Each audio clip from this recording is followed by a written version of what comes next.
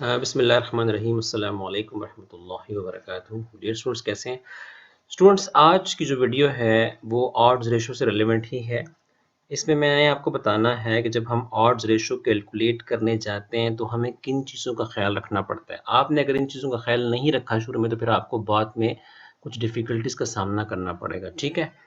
तो जैसे मैंने आपको बताया था कि ऑड रेशो जब हम कैलकुलेट करते हैं तो इसको हम केस कंट्रोल स्टडी भी कहते हैं। क्या कहते हैं? इसको हम केस कंट्रोल स्टडी कहते हैं, ठीक है? क्योंकि हमारे पास इसमें एक ग्रुप जो होता है उस वो जो पेशेंट्स ग्रुप होता है, जो सेकंड ग्रुप होता है वो बिल्कुल फिट लोग होते हैं, ठीक है? तो हमने पेशेंट्स भी लेने होते हैं और जो है वो कंट्रोल ग्रुप्स भी लेना होता है ताकि हम ईज़िली कंपेयर कर सकें, ठीक है?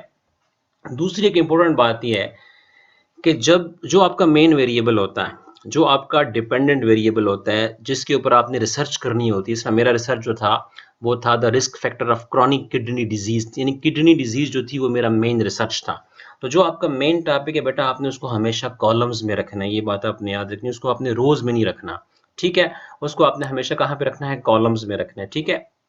अच्छा, अब आप उसके रिस्क फैक्टर्स देख रहे हैं। अब आप तो यहाँ पे जो है ना एक्सपोज़र, यहाँ पे आप अपने डिफरेंट डिज़ीज़ को जो है साथ कंपेयर करना है। अब आप यहाँ पे लेट्स सपोज़ डायबिटीज़ ले लेते हैं। आप देखते हैं कि डायबिटीज़ वालों को किडनी के मर्ज़ के होने का कितना खतरा है, ठीक है? फिर आप ऐसा करते हैं, यहाँ पे आप ले सकते हैं कि जो हार्ट के पेशेंट हैं, हार्ट के पेशेंट्स को जो है वो किडनी की बीमारी होने का कितना खतरा है। तो मतलब ये है कि ये कांस्टेंट रहेगा आपके कॉलम में, जो आपकी मेन डिज़ीज़ है। यहाँ पे आपने डिफरेंट डिज़ीज़ का एक्सपोज़र चेक करना है। यहाँ पे आप हार्ट वाले पेशेंट्स भी रख सकते हैं, यहाँ पे आप डायबिटीज़ वाले भी रख सकते हैं, यहाँ पे जो पेन किलर इस्तेमाल करते हैं मोस्टली उनको भी रख सकते हैं, ठीक है? जिनको लंग्स का इशू है। तो मैं कहने का मतलब ये है कि ये यहाँ पे ये जो कॉलम्स में आपकी डिज़ीज़ है, ये आपके पास कांस्टेंट रहेगी। यहाँ पे आपने मुख्तलिफ डिज़ीज़ को चेंज करना है और इसका एक्सपोज़र चेक करना है कि डायबिटीज़ वाले कितने खतरे में हैं, हार्ट वाले कितने खतरे में हैं, ठीक है?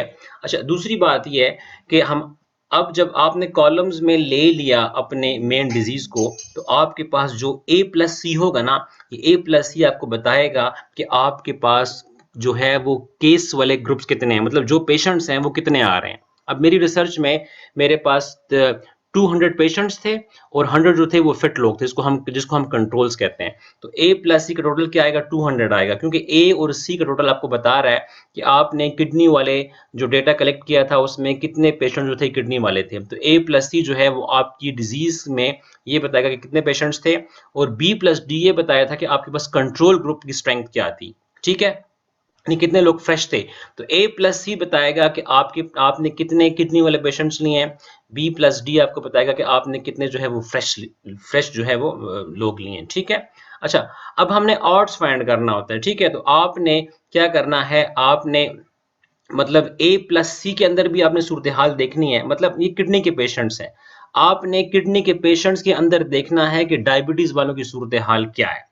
अगर मैंने यहाँ पे डायबिटीज लिया हुआ है, यानी डायबिटीज को आपने डिजीज ग्रुप में भी देखना है और डायबिटीज को आपने कंट्रोल ग्रुप में भी देखना है, ठीक है? तो इसका भी हमने ऑड्स लेना है, इसका भी हमने ऑड्स लेना है, ठीक है? जब इन दोनों ऑड्स को हम कंपेयर करेंगे तो उसको हम ऑड्स रेशो कहते हैं, ठीक है? तो आपके पास जो पेशेंट्स हैं वो कितने आ रहे हैं, वो ए प्लस सी से डिनोट होंगे। अब ए प्लस सी में कितने पेशेंट ऐसे हैं जिनको डायबिटीज का मसला है, तो उसकी ऑड रेशो के लिए हमारे पास फार्मूला है ए डिवाइड बाई सी, ठीक है? ये ए प्लस सी तो ए प्लस सी से ऐसे ही कट जाएगा, ठीक है? अब आपके पास जो फ्रेश लोग हैं, जो बिल्कुल फिट लोग हैं, हट्टे कट्टे हैं, उनमें अगर आपने देखना है कि डायबिटीज की सूरत हाल क्या है, कि कितने लोग डायबिटीज के मरीज हैं कि नहीं, हाँ या ना में जवाब देना है, तो उसकी ऑड्स आपने फाइंड करनी है बी डिवाइडेड बाई डी। तो आपने दो ऑड्स लेना है। पहला आर्ट जो है ये डायबिटीज की कंडीशन बता रहा है जो लोग किडनी के पेशेंट्स हैं। ये जो बी बाई डी है ये डायबिटीज की कंडीशंस बता रहा है जो लोग किडनी के पेशेंट्स नहीं हैं। तो जब इन दोनों आर्ट्स को हम कंपेयर करेंगे तो फिर इसको हम ऑड्स रेशो कहते हैं। अभी मैं आपको खैर बताता हूँ नेक्स्ट स्लाइड्स में। अच्छा अच्छा बेटा, इस तरह देखिए ना, ये किडनी डिजीज के पेशेंट्स हैं, ठीक है? 200 मेरे पास टोटल पेशेंट्स हैं। कितने पेशेंट्स हैं? 200 पेशेंट्स हैं और 100 मेरे पास फ्रेश लोग थे जिनको किडनी का मसला जो था वो नहीं था, ठीक है? तो इसका जब हम ऑड रेशो फाइंड करेंगे तो पहले हम ऑड्स लेंगे। ए बाई सी जो है ये शो करता है कि जो पेशेंट्स लोग हैं इनमें डायबिटीज की सूरत हाल क्या है, तो उसको हम ए बाई सी से फाइंड कर सकते हैं, ठीक है? तो ए बाई सी जो है ये ऑड्स है। किन की ऑड्स है? कि वो लोग, किडनी के पेशेंट तो ये हैं ही हैं, लेकिन इसमें शुगर की सूरत हाल क्या है, कितने हाँ वाले हैं कितने ना वाले हैं, तो ये उनका ऑड्स हो जाएगा। और जो बी बाई डी है ये फ्रेश लोगों में शुगर की सूरत हाल क्या है। जो लोग बिल्कुल ठीक ठाक हैं, जिनको किडनी का मसला था ही नहीं, उनमें डायबिटीज़ की जो है सूरत हाल हमने हाँ और ना में देखनी है, तो उसको हम फिर बी बाई डी देखेंगे। तो ए बाई सी ये भी एक ऑड्स है, बी बाई डी ये भी एक ऑड्स है। इन ऑड्स का जब हमने रेशो देखना है, ठीक है, तो इसको फिर हम क्या कहते हैं, इसको हम ऑड्स रेशो कहते हैं। तो ये हम आए जो है वो इनडायरेक्ट तरीके से, ठीक है। हमारे पास फार्मूला वही बनता है A D divided by B C, और हम जब डायरेक्ट ऑड फाइंड करते हैं तो वो भी हम कैसे फाइंड करते हैं, A D divided by B C. लेकिन मैंने आपको इनडायरेक्टली बताया कि ये हकीकत में दो ऑड्स का जो है वो रेशो होता है।